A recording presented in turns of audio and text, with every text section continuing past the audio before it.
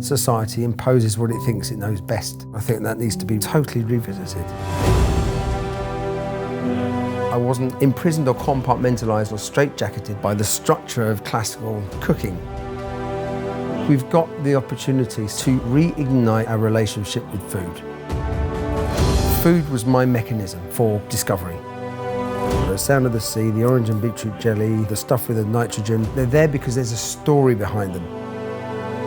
Ultimately, it's about generating emotion, and human beings have an innate need to connect with something.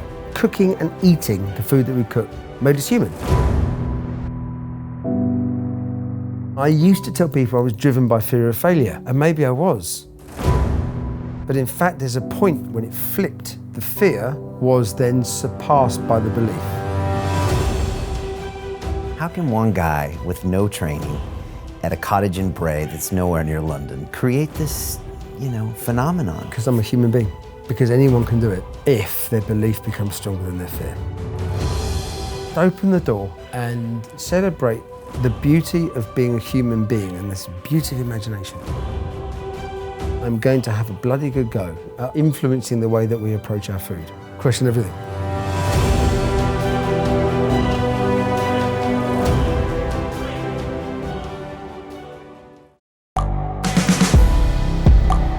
The world is changing. Inspiration is everywhere.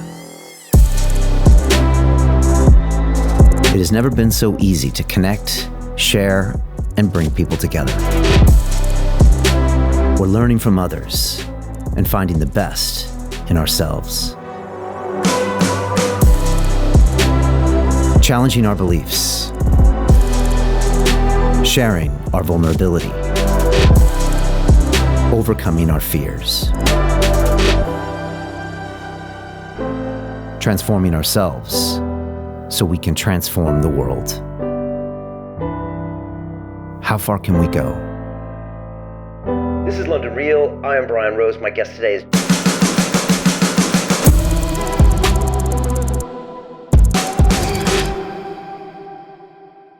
At London Real, I don't often get starstruck, but it happened this week with Heston Blumenthal.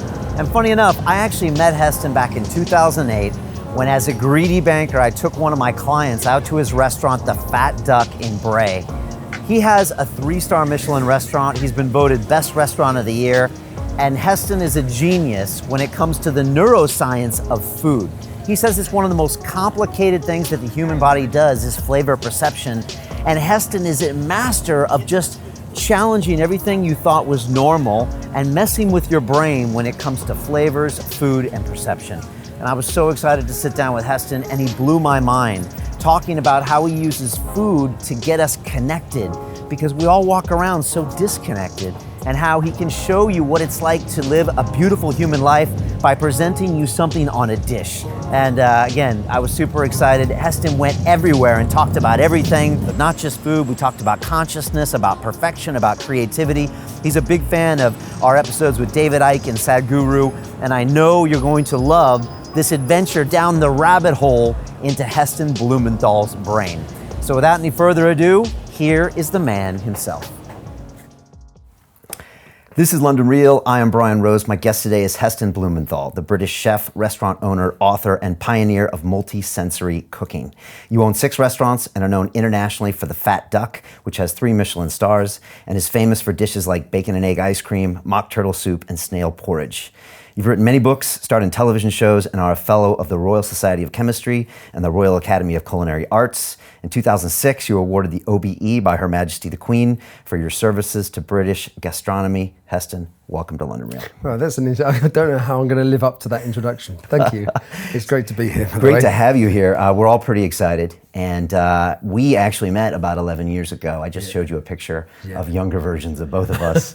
I had trekked out to the Fat Duck with one of my clients from Lehman Brothers when I was in banking. And I think I'd seen you on Search for Perfection, maybe one of your television shows. And I remember we went there and I was asking, can I meet Heston? And they're like, he's really busy. And you came to the table and then we went outside and we had a picture. And I just, I don't remember much from 2008. but I remember the meal at the Fat Duck. And I just remember you taking everything I thought I knew about perception and food and taste and just, I almost felt like it was sleight of hand because it was just challenging me. Things I thought were fruits were savory and things I thought were savory or sweet.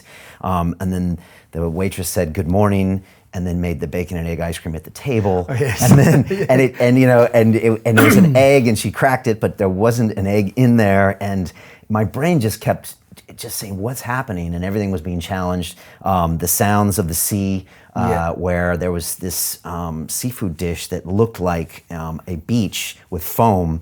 And then inside the shell, there were an iPod in there to put headphones. This is before iPhones even. And there was this auditory experience. And again, like I said, I don't remember much from that year, but I remember that meal. Fantastic. And so Fantastic. I was wondering, when you do things like that, what are you trying to do to humans, to us, when we come in to that experience? I think ultimately it's about generating emotion.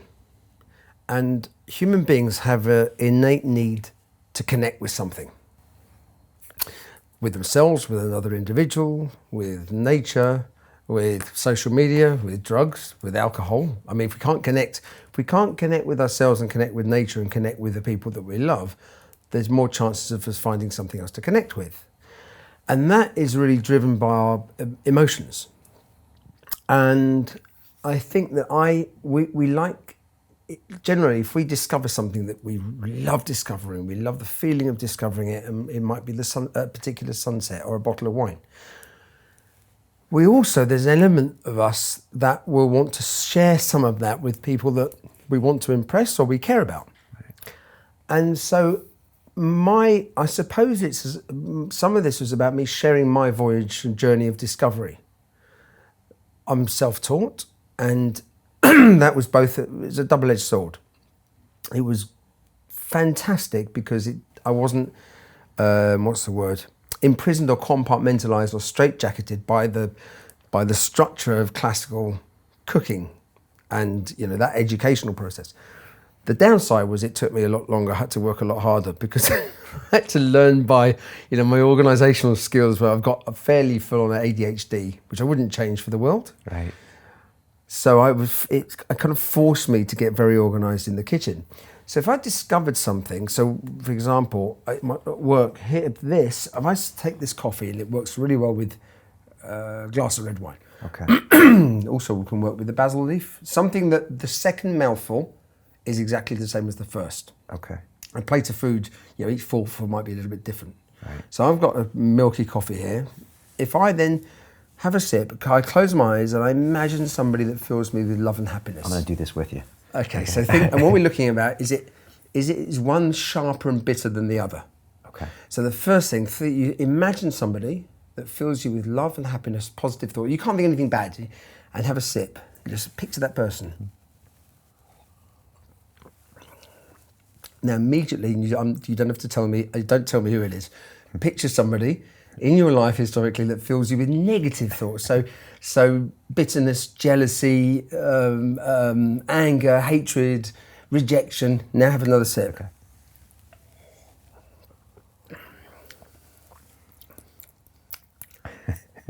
It gets bitter. It's noticeably different. It's noticeably. This is probably one of my.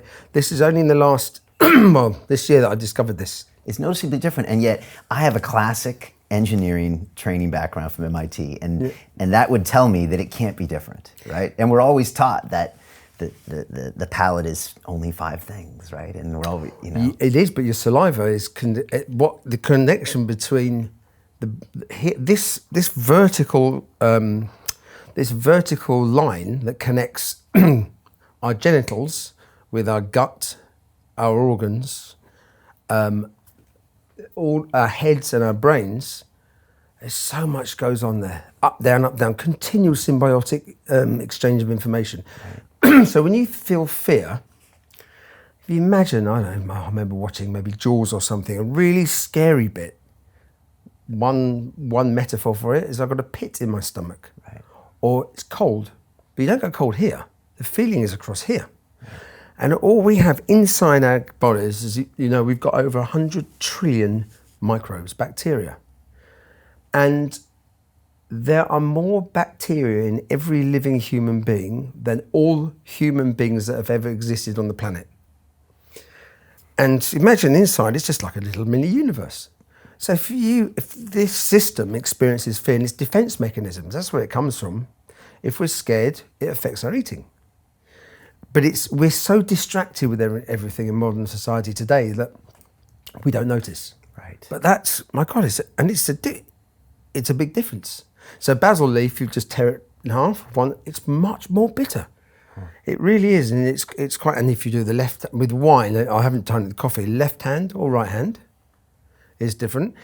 If I write the word wine, it's a good excuse to have a glass of wine actually, but write the word wine with really rounded letters like balloons, and then write the word wine in really jaggedy, sharp letters, have a sip with the round letters. That actually also works for coffee. Right. And you do this on your menus at the Fat Duck. You play with fonts. I've been doing that for the last, ever since 97, I put a dish on the menu, which was crab ice cream. When I first discovered that there was a history of savoury ices. And I love Lewis Carroll, Alice in Wonderland, and the thing I love about that book, possibly the most, is that she continually has conversations with herself. So we have our outer and inner universe, our objective, subjective universe.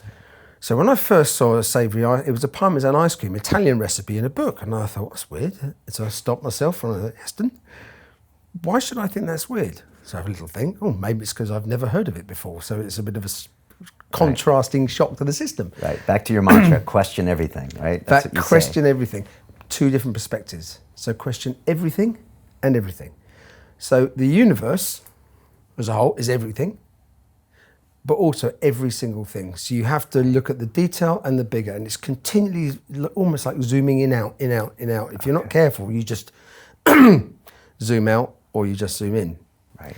And so all of this discovery with crab ice cream, I did it because I was savoury ices, and I found that it was a bit of a Marmite effect at the time. People don't really bat an eyelid now when you say crab ice cream. Things have changed. And that led, if you said to somebody, taste this, it's crab ice cream, some of them might be visibly, what? If you say, taste this, it's a frozen crab bisque. That's okay then. And I noticed that had a difference in the way that it ate. That led to the first paper I was involved with, which was Sussex University, a guy called Martin Yeomans. And he had this idea to do this with smoked salmon. So we did frozen smoked salmon mousse or smoked salmon parfait. That was one, or the same dish, but called smoked salmon ice cream. Okay. And it was perceived to be 10 to 15% saltier when it was called smoked salmon ice cream. Because they expected something different. And it's contrast. So before any of the senses comes contrast. Right. And the contrasting emotions is how we tell stories. So if you want to have a jumpy bit in the film, then put a serene bit before it. Right, okay. And so you bring all of these ideas into your cooking and presentation and the whole experience. Yes, so in closing the loop, and the very long answer I gave to you about the first question was about the senses. Actually, it's about emotion. So the senses, and with the senses, there's two, we've got the five, so the sense of touch, taste, smell, sight, sound. We also need to add proprioception, which is awareness of movement of our body, right, and interoception, which is what's happening inside us, feelings and emotions and awareness. Okay. So all of those things together are our survival, or make up part of our survival kit, a really key part. And then I just sort of, if you keep on, why is a great question. So question everything. If you ask somebody, okay, what's your favorite ice cream? Mine? Yeah. I like a good chocolate ice cream. I like a chocolate salted caramel ice cream. Okay, why? Oh my gosh. Because it's salty and sweet and I like chocolate. The last bit you get in there. Yeah. Why? I don't know. For me, chocolate was always a celebration, It was always a win. It was always something rare because we weren't allowed it as a kid. So if you say, now the bit where I can't ask why anymore, if you say, because I love it, okay, or when I eat it, I was so happy.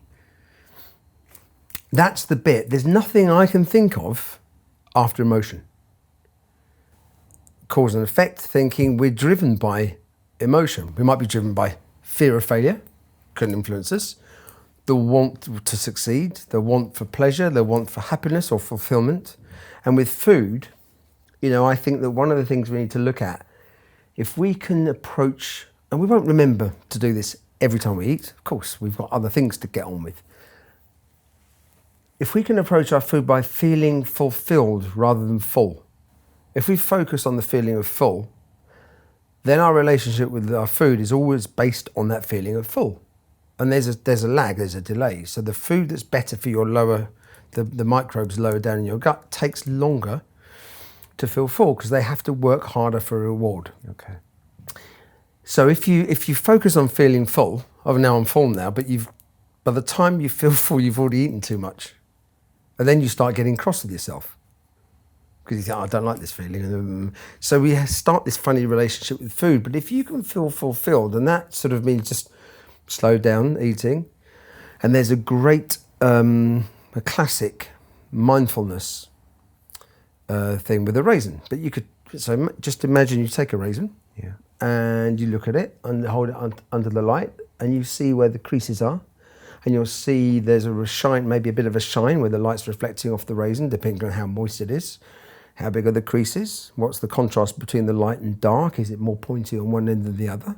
You can just extend that for as long as you want to, and then you roll it between your thumb and forefinger with different pressures, and you think, oh, how does that feel on my forefinger? How does it feel on my thumb? Is it softening? Is it warming up? And at the same time, you could imagine maybe there's a farmer who's been in a family tradition of a couple of 100 years that have worked tirelessly to harvest these raisins, and imagine where the trees come from and how they've packaged it and all of that stuff. And then you can then bring it towards your mouth and you smell it and try left and right nostril. They're slightly different. It's a bit like when you look at something through here, close one eye and the other, it moves. That's basically quantum. Two different states at the same time, two different perspectives. So then you put it to your lip. The feeling on your top and bottom lip aren't exactly the same, and then you can feel in your teeth, and what are you tasting? It's a bit of sweet, there's a bit of acidity there, maybe a bit of spices, I'm getting something else. Roll it around your tongue. You can just play this out. Right. All of a sudden, that little insignificant raisin gets value. It becomes more precious and more valuable. Yeah. And that's in a way that I think how we've evolved as human beings. And you mentioned those early days as you, so grew up, driven a bit by your parents and them looking for more. What causes you to start that restaurant and go through those early days? When I look at your history, it takes so much time. Yeah. You accelerated getting those stars, but it just seems to me like it's years and years and years before you're recognized for something you're doing, and it's a day in, day out, trying to have something, the ultimate of perfection. That boggles my mind. When I look back at it, yes, it is. And even now, things I was doing 20 years ago are now becoming new things. And I think at the time, I don't know, it's a very good point that what kept me going? I mean, I suppose I threw myself in, I was self-taught. So my first paid job as a chef was opening the Duck. Right. I jumped in. I had no choice. So I don't know, for the first 10 years, I think I had about 20 hours a week sleep. 120 hours a week I was working. You used to sleep in the laundry upstairs. And levels of exhaustion I never knew existed. Now, had I have had a choice, I don't even know if I can answer this. I'm so pleased I did stick with it. But had I have had a choice then, with some of those levels of exhaustion I got to, would I be able to, I don't know. If you had a choice, meaning if everything wasn't riding on that? Yeah, if you had a way out? Yes. Okay. At the time. Now, I look at it very, very differently. In the Hind's Head, so we've got the Fat Duck, and next door we've got a pub with a Michelin star, the Hind's Head. Right. 300, 400-year-old building, and there's a fireplace. There's a fireplace there with a phrasing gold leaf, and I've walked past this thousands of times. And only in about the last year or so did I realise the importance of this phrase, this sentence. It says, "Fear knocked on the door, faith answered. No one was there." And what does that mean to you? To me, it means that when I use the word potential, everything on this planet has potential. So even the receptors behind our eyeballs are called action potentials. It's the potential for action. Action potential, potential for action. Cold can only exist with the potential of hot. Batman only exists with the potential of Joker. If Joker didn't there, he couldn't put his fancy PVC latex suit on and go and fight crime. You need crime to fight it. Right. And now, if you look at Nietzsche, said you've got to feel pain to have pleasure. That I think that's also can be translated in different ways. You don't have to feel pain, but every human being goes through some level of suffering in some shape or form. Yeah. And every individual's level of suffering is no greater or lesser than another individual's. It's relative to their own situation. And so I'm not saying we have to have fear to have a belief or faith, let's say, because it's fear and faith like hot and cold. Yeah. It's only when the hot becomes hotter than the cold, or the fast becomes faster than slow, or the oxygen becomes greater than the CO2, or the faith becomes stronger than the fear, that determines the direction you're going. Right. When the fear becomes stronger than the belief, well, then you become pulled by fear. When the belief becomes stronger than the fear, you get pulled by the belief. And I realised, and this is where this significance is so funny, I just walked past it and maybe subconsciously it did go in. Probably. My belief was so strong, and it wasn't about getting a load of awards, because every time I got one, you didn't feel any better. It's never enough. Never enough. It was like a drug, elation, and then you come and doubt, I need another one. But it was never enough. Right. But the belief, in fact, was those emotions, I think. I'm not, there's something out there, rather than, every year we say everything happens for a reason. Everything happens for a reason. There's a reason for everything happening. And it happens in both directions again at the same time. So this discovery, when I started becoming more aware and then becoming aware of becoming aware, and I'd get those moments of excitement when I discover something. Maybe I discover something that somebody else shows me. Maybe I discover something for myself. Or I have all these what if questions that get me really excited. And there's more, well, there's not more, I was going to say there's more to life than what. So I don't know where I was going with that sentence. However, every breath is a potential new life. Because just becoming aware of our breath one time, you can go back and revisit everything that you've experienced. So you're continually working in many different directions, and then that's when time starts to expand, because it's when time becomes valuable, becomes richer. Mm. And when the end of that quote it says, "and no one was there," does that mean that all of this is kind of an illusion in our brains? Yeah. And that we're fighting these internal battles? And Totally. Okay. That's exactly. At the end of the day, none of this matters. Yeah. And all of it matters, and there is no time, and absolutely, it is what it is. Yeah. And then back to that fear and faith. Like, you need to ask yourself that question: what is that fear, and what is your faith? And then if nothing's going to happen at the end of the day, then why don't we just all be everything we can be, or why don't we investigate everything we can? Yeah. All of a sudden, it's like a new universe opens up again and again and again for discovery. Right. And you said you had Sadhguru on here. That's something that I think he'd mentioned. I don't know if it was, I've seen it somewhere, but it was a great quote: "If you can't value death, then how can you begin to value life?" Instead of being scared of death, because the more scared we are with death, the more we restrict ourselves with enjoyment of life. Because then faith knocked on the door, fear answered, right. And then no one was there. Right. So the whole thing can, and it generally does that. It keeps flipping. And that's on a mantle place for a 300-year-old pub. 350-year-old. Deep thinkers back in England. England. In gold leaf. Wow. And I don't know, I would love to know where that came from. I don't know if it's out of a book. I have no idea. It's just on the fireplace, and it's been there for at least 300 years. And I used to tell people I was driven by fear of failure, and maybe I was, but in fact there's a point when it flipped, and the belief, the fear, right, was then surpassed by the belief. And I don't know, people could think that it's easy for me to say, you know, all these awards, and I've got all this stuff, so I can say that I'm not dismissing them. You know, I've got a friend who used to be Will Greenwood, played ex-England rugby player, and I said to Will, he's brilliant, I love him. I said, what would have happened if you turned up to the final of the Rugby World Cup and Australia were disqualified and you won the cup?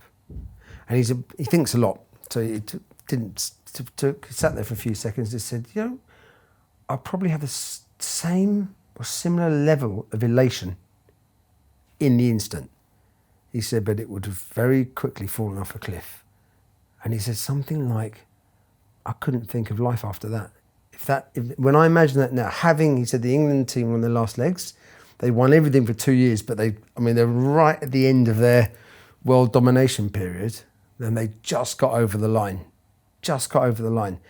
However, they earned their reward. And this is when I mentioned earlier, working for reward. We have a set of hormones called their reward hormones, reward mechanisms that evolve through hunting for food. And when you don't work for something, that's why lottery winners, you never hear of that many lottery winners going on to do, I'm sure there's always going to be exceptions.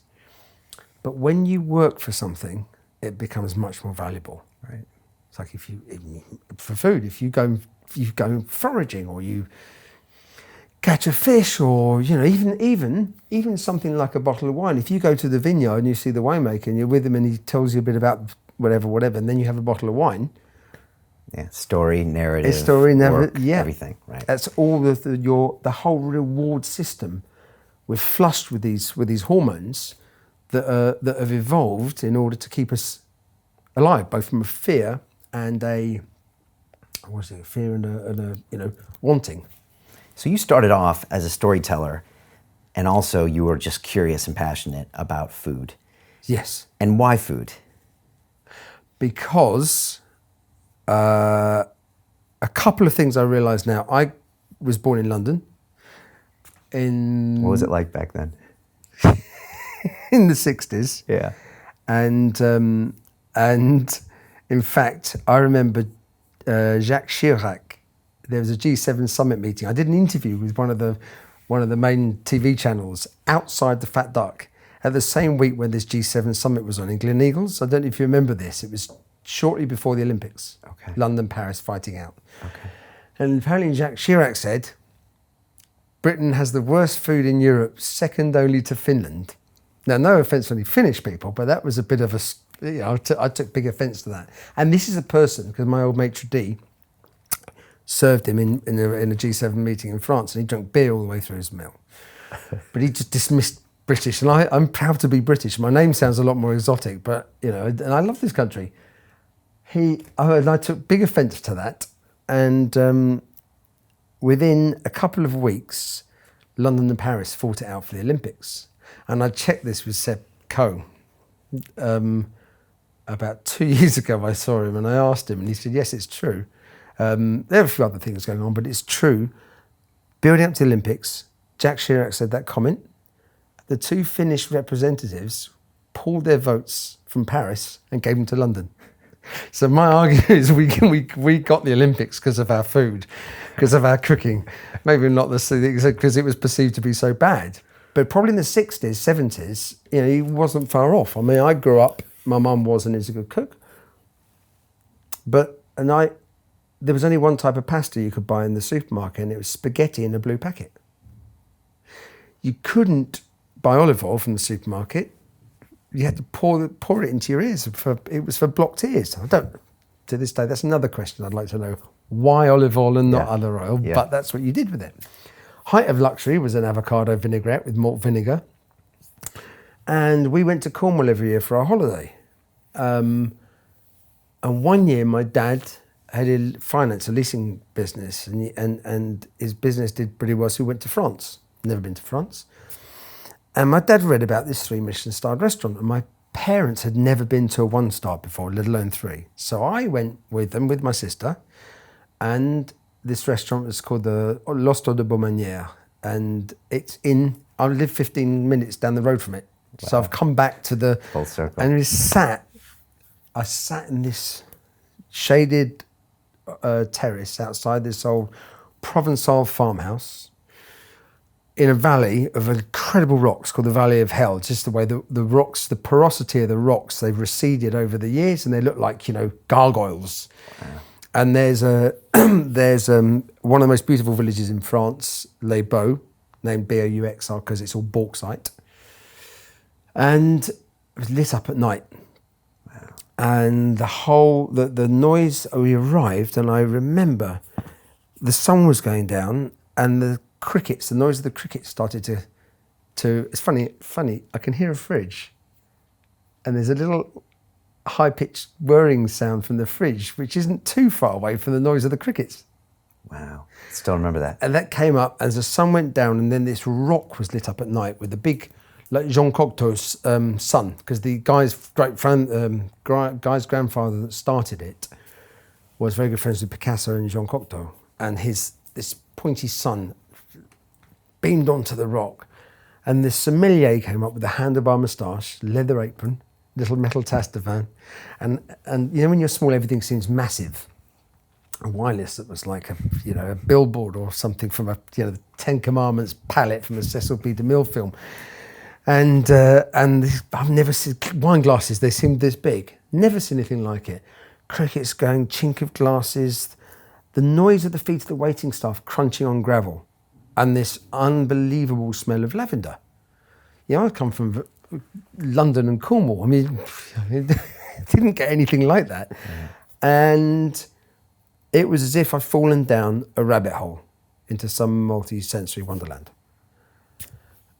And that's when cooking got whether I liked it or not, it sort of like hit me from a bolt from the blue, under my skin, in my blood. That was it. It's like it was something had grabbed hold of me. And how old were you? 15. Okay. 15. I did the odd, like a mum's birthday with my sister trying to cook something really badly. Kids do. But otherwise, that was it. And I think, again, contrast. The more quicker or the more powerful a contrast is, the more impact it can have. And I think that had I grown up with, I didn't know what an oyster looked like. So had I grown up with oysters and lobsters and Michelin-starred restaurants, it's still an incredible place. But it wouldn't have had as much impact on me. Right. As, I love a Cornish pasty, but that was my summer holiday was the back of a boot of a car with the rain, after having a windbreaker experience on the beach in Cornwall, eating a Cornish pasty out of a brown paper bag. And here I was in this place in Provence with this incredible sounds and smells and everything happening. And I wanted to be a chef, I wanted to cook. But I realised now I actually wanted that, it was that emotion that I experienced at that time. Sounds really kind of cheesy to say, they call it an awakening. I don't know what to, but it was like, I'd fallen down a rabbit hole. And you wanted to recreate that moment for other people. Yes. In different ways. Yes, and I think the benefit, looking at this is the pleasure, pain thing, that sometimes when we're restricted, that gives us the opportunity to expand in other directions, to compensate for the restriction. And the fat duck, as you've seen, was so small. I didn't have a bauxite cliff. I didn't have crickets. I didn't have lavender. I could have. It's a humble cottage. It's a humble and little back then cottage. In 08, the decor was really plain. It was so plain. So I put my sounds, my crickets went on an iPod, and my lavender went into a little spritzer bottle and stuff like that. And my sunlight, I had to use the lighting I had in the restaurant or those sorts of things. But how can one guy with no training at a cottage in Bray that's nowhere near London, really, it's hard to get to, create this, phenomenon? Because I'm a human being. because anyone can do it. They can only do it. Anyone who's able-bodied, let's say, able-bodied, able mind, able senses, can do it only if their belief becomes stronger than their fear. And I think everybody has something that they could be incredibly good at, that they would love doing, that they would believe in doing. There's a whole, it's a bit like evolution in the sense that we are here, there's millions, almost an infinite, there'll be an infinite number of things that have happened to get us, Homo sapiens, to this position. And, had I have not grown up in London with the food in Britain in the year that it was in, had I have not had the small, tiny fat duck, or had I have not gone to that place in France, had my dad not done the job that he did and had that year that he had that enabled us to go to France, had we not gone to Cornwall before, there's so many things that are there. And what I love with memory, and this comes back to why I think Alzheimer's and dementia again is terrible. I could never be saying these things if I'd lost my memory. Right. I can going back to revisit the past, and it expands again. So the past is a new life, and you expand it. And I can sort of observe myself, observing myself, and not know that I'm not going to have all the answers to the questions. If I did, then I'd be in a black hole probably. Do you think we're all sitting on our own fat duck? It's just that fear is getting in the way. Yes. And we need to have the faith and at least answer that door. Because the truth is there's no one there, right? There's no one there.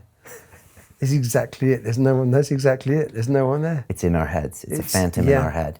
Yeah. And there's so much potential beauty and joy we could share with each other if we all just open the door. Exactly. Just open the door. Just open the door. And this is human, celebrate the beauty of being a human being and this beauty of imagination. The beauty of imagination and storytelling and connecting. The beauty of it is computers can't do that. They can't do that. No. And not worried about AI taking over our food experience. Well, we have to be. Well, I think we do have to be careful or be aware that we are moving towards a species without a gut. And if you take the principle that the Big Bang, because the Big Bang started off, there was space, and then when something arrived in space, the thing arrived, and then it reacted with it. Time started, and it just a Big Bang. So unimaginable. I missed a syllable or two there. Unimaginable levels of temperature, unimaginably small levels of time. Did this, and then it started to come back together again.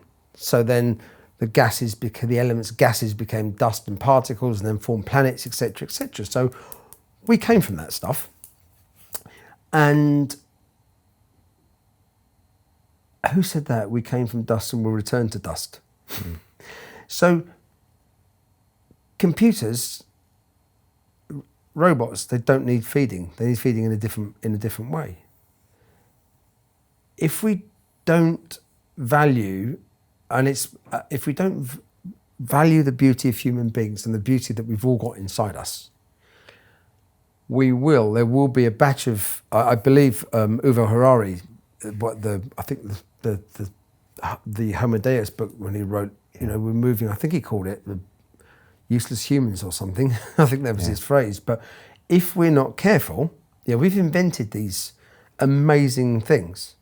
I used to get so frustrated with telephones as well, because for several reasons, until I realised Plato had something called etiology,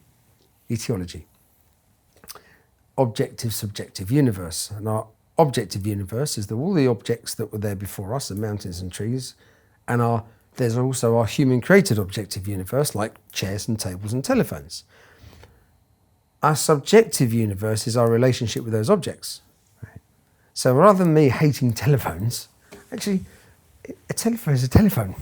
It has the potential for everything, or has the potential for many things. So it's my relationship with the telephone.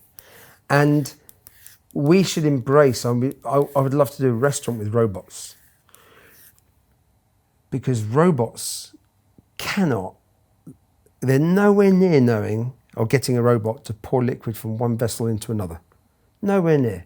Something so simple, take my tea or coffee, hang on a second. I'm greedy, I've got tea and coffee. Should call it toffee. But that movement. Right.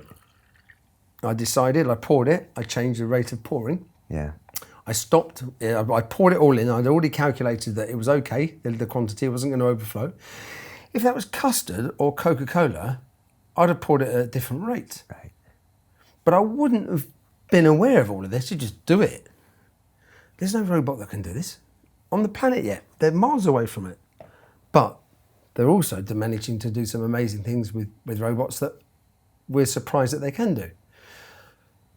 So this is a good pointer, I think, to use robots to celebrate the beauty of human beings. And we are getting closer and closer to robots taking greater control.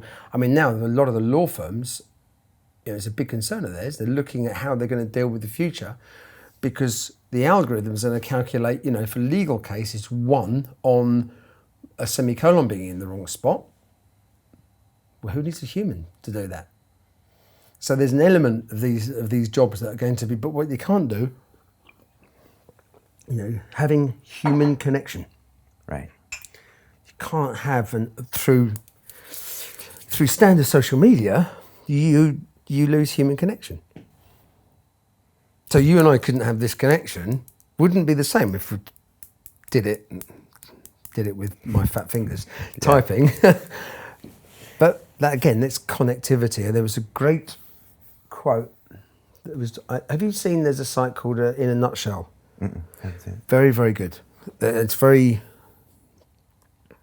well researched as well. They had one on addiction. So everything we know about addiction is wrong. Heroin, diamorphine, is pure, like the purest heroin you can get.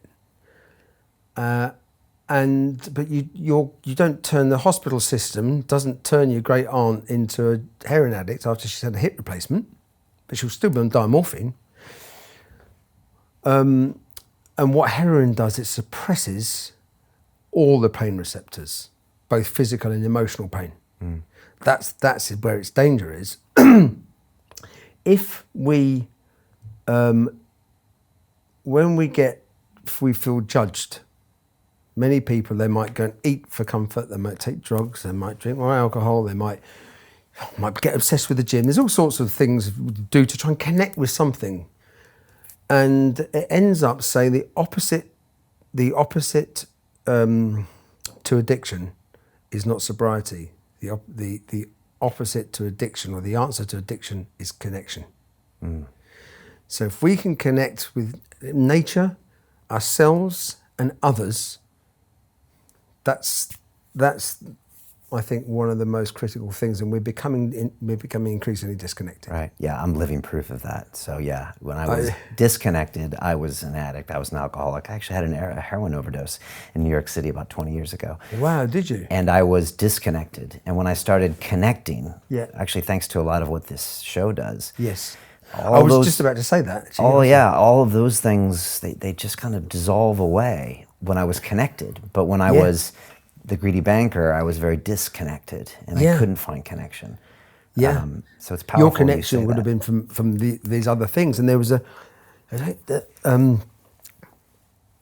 talk about the Rat Park, which is one of the I can't remember the guy's name, one of the most famous drug experiments in the 60s or 70s. Was his name Anderson?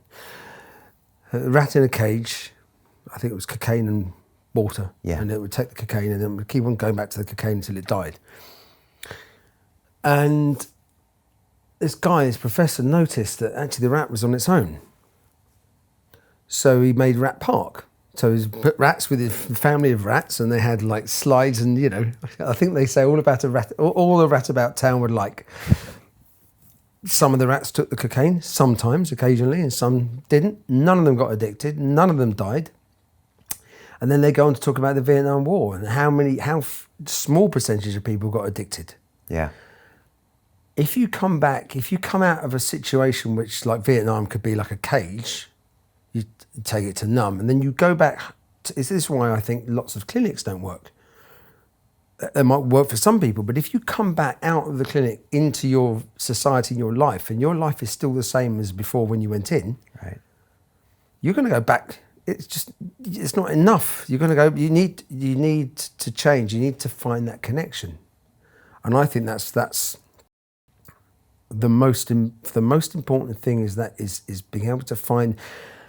It's easier when you're younger, obviously. When I say younger, as toddlers grow up, but we do continually impose. Society imposes what it thinks it knows best in life, and I think that needs to be totally revisited. Yeah. We also have this real clinical relationship with chemicals and food and all of that, and we're not taking through the narrative, the emotional, the nostalgic, all of these things. Exactly, yes. And that's the focus, really the big focus of my work now. Okay. Is our relationship with things. So we can't yet measure all the specific emotions. Again, they're emotions, we've given them names. Yeah. But they all have frequencies. Yeah, I mean, language in itself is something that slows us down and messes things up because we throw words at it. And we all bring, like you said, something different to that word. Yes, yeah. And I think the vibrations as well, the tonality and the vibrations of our voices. There was a piece recently that said that, I don't know what some research and I've been saying this for a couple of years now, that the language and the tonality of the language that we use can change our DNA and our RNA. It's a vibration. And you vibrate something enough, it's going to change. And that I noticed if you're laughing with somebody and you're connected and you can chat and gossip in fun and have a laugh, and you don't finish feeling tired. But there's days if you end up trying to explain things to people a lot, and maybe getting frustrated can be exhausting. And that must be a connection between the intent of where those words are coming from and then trying to find the words, and then not knowing if the words you're using are, oh God, I'm getting a lot better now, but God knows some of the things, people must have thought I was a complete loony before. What the things you were saying? Yeah. When I started going into this connection between, trying to explain the connection between quantum, string theory, relativity, Big Bang, evolution, cosmology, mineralogy, feelings and emotions, and tie it all through food, it was really clear in my head. And you've always thought this way? Or like for the past 10 years? The past 10 years, yeah. And particularly the last 5. Do you think you're misunderstood? Do people just see the dish and they say, oh, wow, and they don't necessarily understand all of what's happening? Yes. Previously, I don't know, maybe misunderstood, maybe just not understood, maybe, I think there's probably quite a few different things. I think there were times when I was frustrated that I thought that people didn't understand me, when I look back at it. Okay. I'm not sure how aware I was of it at the time. But without that feeling, and without then trying to justify myself, I wouldn't hear the words coming out of my mouth. And that's a learning process. Right. To continue watching the rest of the episode for free, visit our website londonreal.tv or click the link in the description below.